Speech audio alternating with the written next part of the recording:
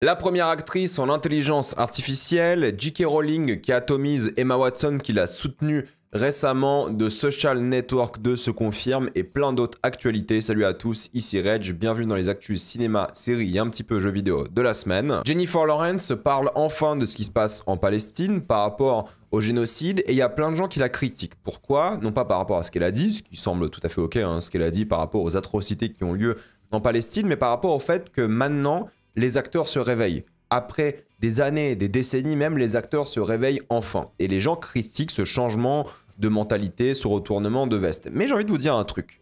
Moi, je pense que c'est parfois honnête, parfois certes pour l'image si nécessaire, mais je m'en fiche. Si c'est pour l'image, mais ça va potentiellement aider à parler de ce qui se passe en Palestine, je m'en fous personnellement.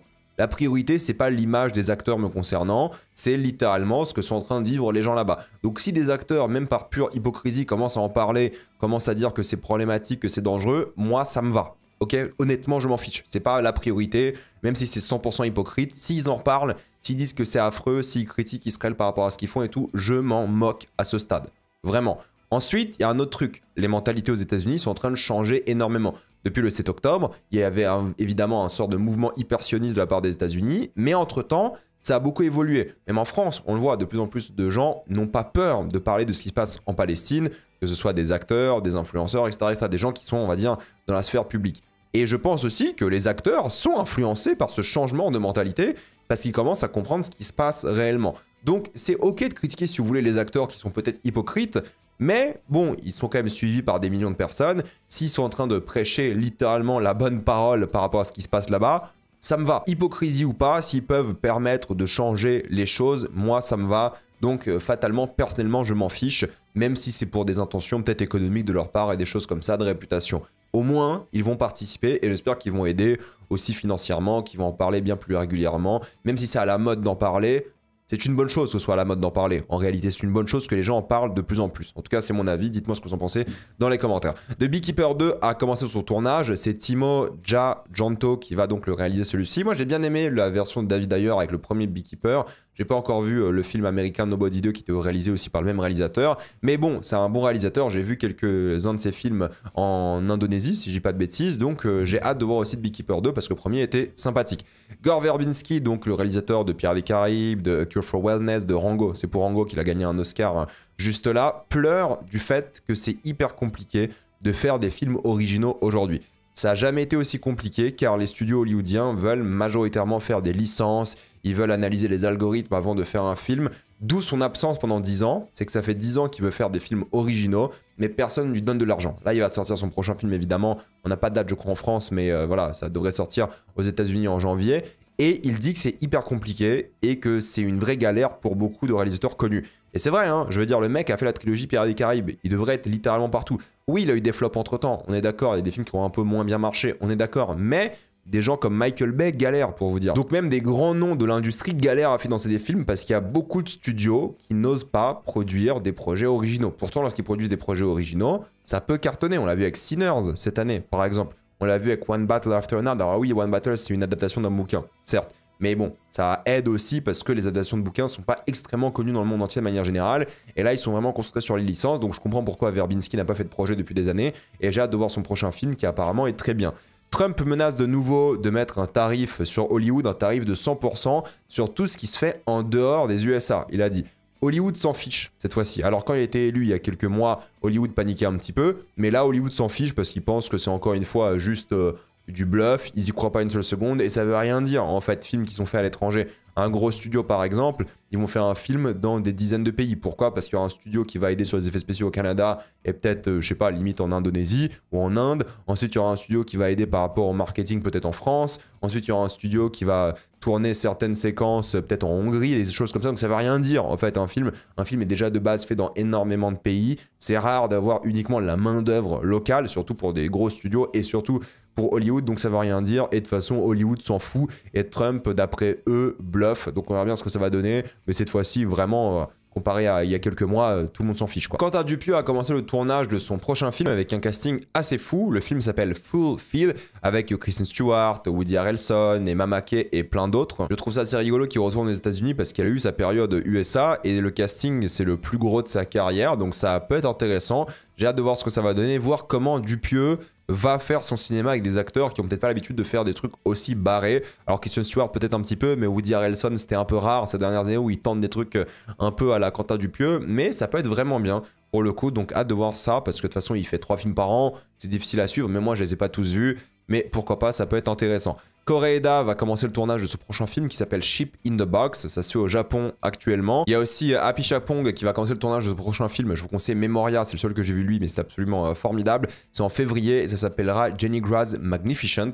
J'ai hâte de voir ce que ça va donner aussi. Il y a Jenny Tartakovsky qui est donc un animateur que vous connaissez pour plein de projets, qui a fait par exemple la série Clone Wars de l'époque, qui a fait Hotel Transylvanie, qui a fait les Primal sur HBO Max, enfin sur Adult Swim, mais c'est la même chaîne, vous avez compris, qui était vraiment bien pour le coup. Et là, il a montré un petit extrait de Black Knight, c'est l'histoire d'un chevalier dans une énorme armure de plusieurs mètres de haut qui doit affronter d'autres personnes. L'extrait est disponible en ligne. L'objectif, c'est de partager l'extrait en ligne afin de motiver des gens à demander que ce projet-là se fasse au cinéma et qu'il sorte en salle. Sony est hésitant et ils ont envie de voir s'il y a vraiment beaucoup de gens en ligne qui vont se motiver à partager, à regarder ce que ça pourrait donner en réalité. Et l'extrait est cool. Voilà, on ressent Jenny Tartakovsky, ça a l'air pas mal. Donc moi, ça me donnerait envie de voir un projet ou en série ou en film au cinéma, ça pourrait être vraiment cool, surtout que Tartakovsky il fait souvent des projets assez violents. Là, je pense que ça serait entre guillemets familial, hein, parce que voilà, c'est le cinéma, faut vendre et tout, mais je pense que ça peut être vraiment intéressant. L'acteur John Boyega a dit qu'il était déçu de la postlogie Star Wars. Il a dit qu'il aurait fait certains changements, dont ne pas tuer Luke, Han et Leia afin d'accomplir leur héritage. Pas de super pouvoir des nouveaux personnages et ajouter des notions de The Old Republic et en même temps du pouvoir de la Force. Je vois pas le lien entre pouvoir de la Force et pas de super pouvoir. Enfin, pour moi, c'est complètement contradictoire. Mais ok, pourquoi pas. Voilà, c'est pour ça qu'on laisse pas des acteurs écrire de manière générale. Il y a des scénaristes pour ça et la postlogie a des problèmes. Mais il y avait quand même des bons films dans le tas, surtout le 8. Mais là, franchement, parfois, les acteurs, faut qu'ils arrêtent. Bon, après, Pacific Rim Uprising, apparemment, c'était son idée aussi, entre autres. Box Office, c'est Sirat qui cartonne avec 440 000 entrées pour l'instant. Il y a un bon bouche à oreille, hein, qu'une baisse de 16% la semaine précédente, donc c'est vraiment très très bien. Concernant Une bataille après l'autre, c'est toujours un peu compliqué parce qu'en fait le film est le plus gros succès de la carrière de Paul Thomas Anderson déjà. 48 millions au box-office international, ça dépasse ou presque un There Will Be Blood. Donc le film va vraiment aller chercher peut-être les 200 millions. On ne sait pas, ça va dépendre du bouche à oreille évidemment, mais même s'il va chercher les 200 millions, 130 millions de budget, c'est pas assez. Il faudrait qu'au moins le film aille chercher 250, voire 300 millions au box-office pour être rentable par rapport au box-office et par rapport au coût marketing et aux revenus qu'ils vont générer par rapport au streaming, à la VOD et tout. Mais malheureusement, oui, ça risque d'être un flop. Cependant, il a fait son film, il est content et potentiellement, il y a encore une chance que ça rapporte beaucoup d'argent et que ce soit largement le plus grand succès de la carrière de Paul Thomas Anderson.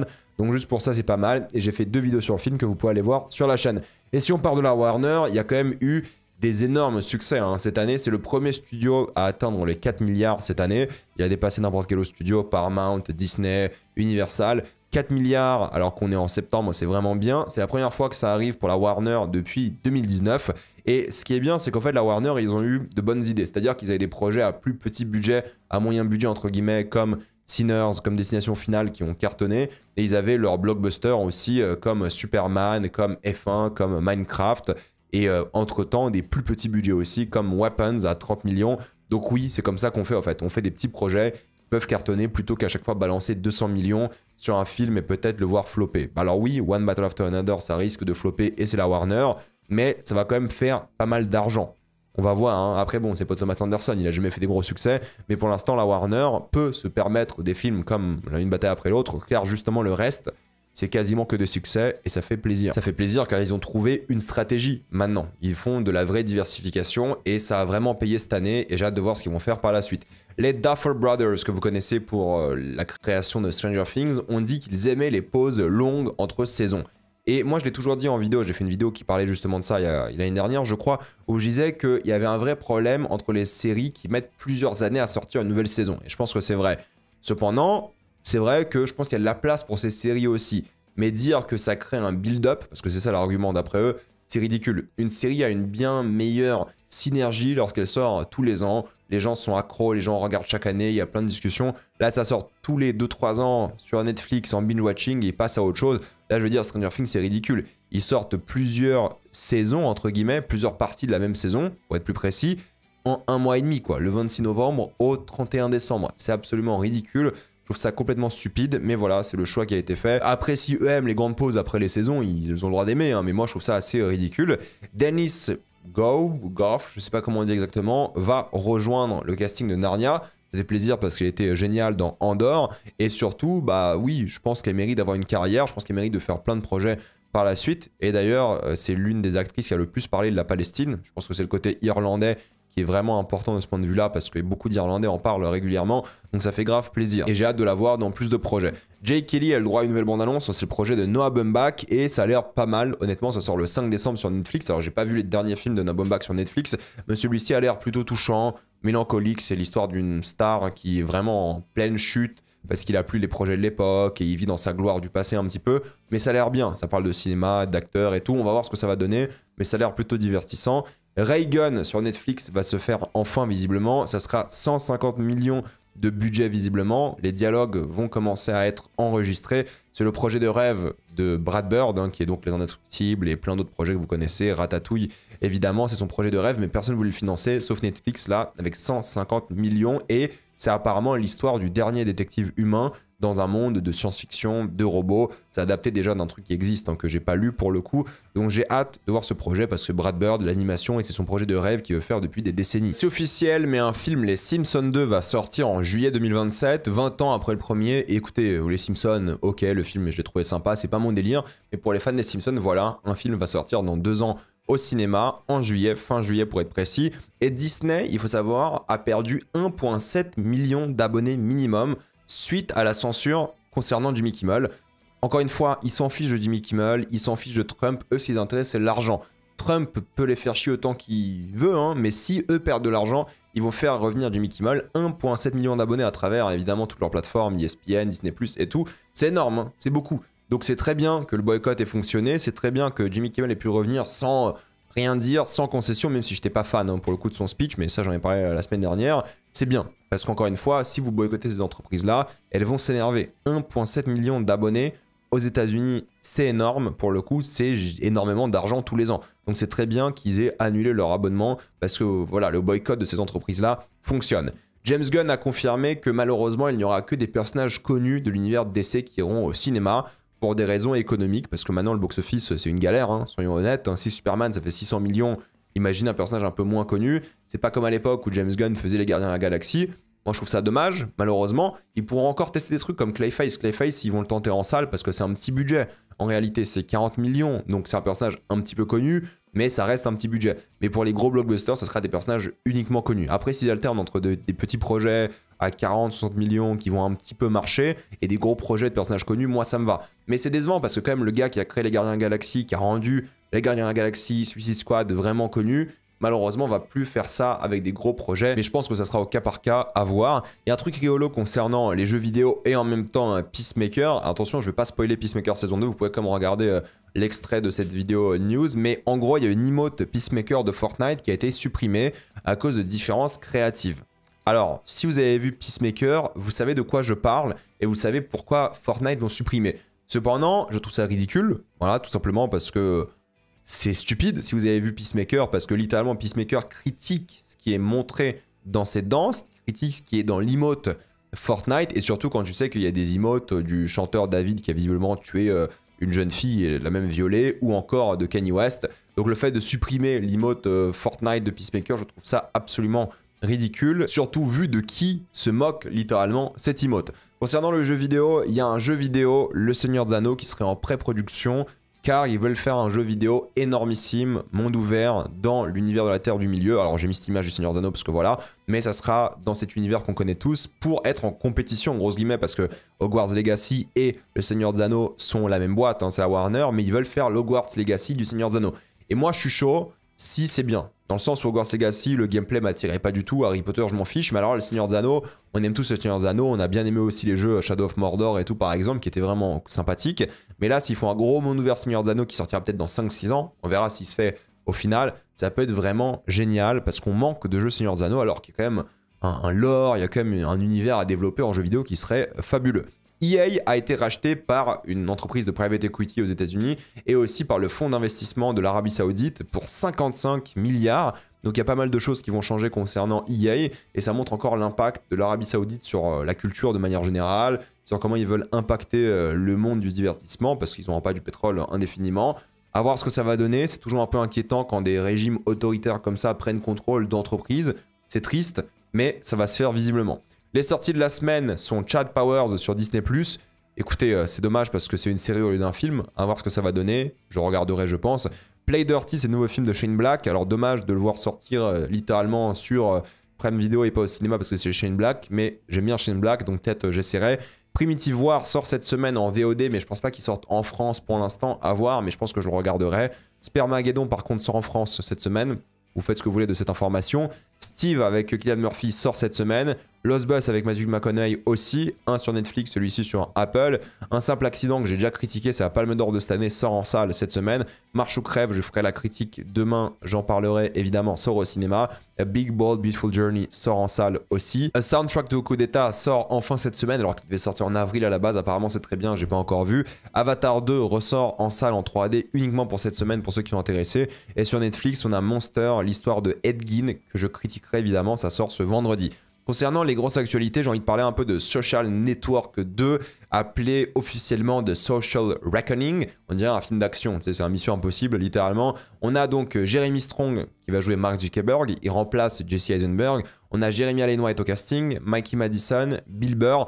On n'a pas le retour de Andrew Garfield parce que son personnage est, je crois, en Asie en train de kiffer sa vie avec les millions, voire milliards qu'il a gagné. Et ce sera un film, on le sait, sur la politique, sur Cambridge Analytica, pour être plus précis. Vous savez, l'histoire de Facebook qui a complètement changé le monde de la politique, de la démocratie. Ça va parler de ça d'après Aaron Sorkin, qui va réaliser et écrire le film. Alors moi, je suis fan d'Aaron Sorkin quand il écrit et bosse pour quelqu'un d'autre. En termes de réal, je trouve qu'il est moins inspiré. Mais bon, quand même, il va faire une suite parce que ça l'intéresse. C'est pas juste pour la thune, j'imagine. Il a souvent parlé évidemment des réseaux sociaux, la démocratie. C'est un mec qui est quand même voilà, très politique. Je veux dire, il a commencé en faisant une série qui parlait de politique, de West Wing. Donc je pense que ça peut être vraiment bien, à voir ce que ça va donner, même si je suis déçu du choix du réalisateur. Je pense qu'il veut juste devenir un réalisateur connu. Le casting a l'air top, content pour tous ces acteurs. Le tournage va commencer, sorti pour octobre de l'année prochaine. Voilà, bénéfice du doute, encore une fois, parce que c'est quand même une sacrée équipe derrière et qui va travailler sur ce projet. Mais l'intérêt de ce projet-là, je ne sais pas. S'il arrive à réinventer un peu le concept même de ce film d'entreprise, vous savez, depuis Social Network, des films d'entreprise, il y en a tout le temps. Je veux dire, ce mois-ci, il y a un film qui est sorti sur Bumble. Enfin, on s'en fout, en fait. Mais là, s'il peut réinventer ça, à voir ce que ça va donner, ça peut être bien.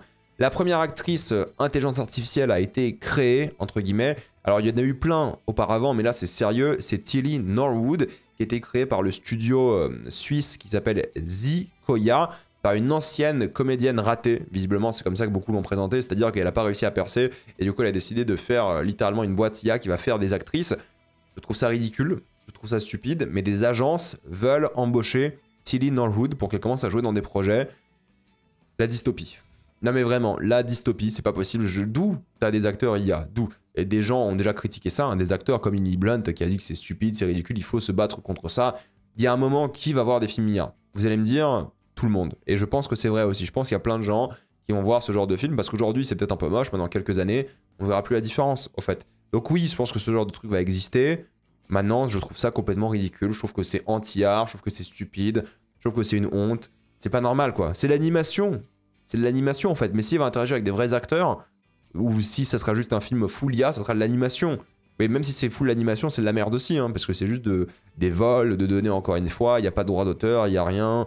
C'est ridicule, c'est vraiment ridicule. J'en ai fait des vidéos sur l'IA, j'en ai fait une grosse pour ceux que ça intéresse, je vais pas me répéter ici, mais c'est absolument stupide et je trouve que c'est honteux. Et pour conclure cet arc J.K. Rowling, Emma Watson, il faut savoir que j'ai fait une vidéo sur les deux. Emma Watson, pour faire très très simple, a dit qu'elle continuait à aimer et chérir les moments qu'elle a passés avec J.K. Rowling, malgré ses propos, et ça j'ai dit que c'était ok, mais la manière dont elle en parlait dans ce podcast qui dure 2 heures et tout, elle défendait un peu ses propos en mode ok, c'est juste une opinion politique différente. Et moi je maintiens que la transphobie, ce n'est pas une opinion politique différente. Alors, moi, je maintiens aussi que ce qu'elle a dit était stupide. Elle aurait jamais dû parler comme ça de J.K. Rowling, et j'ai eu raison.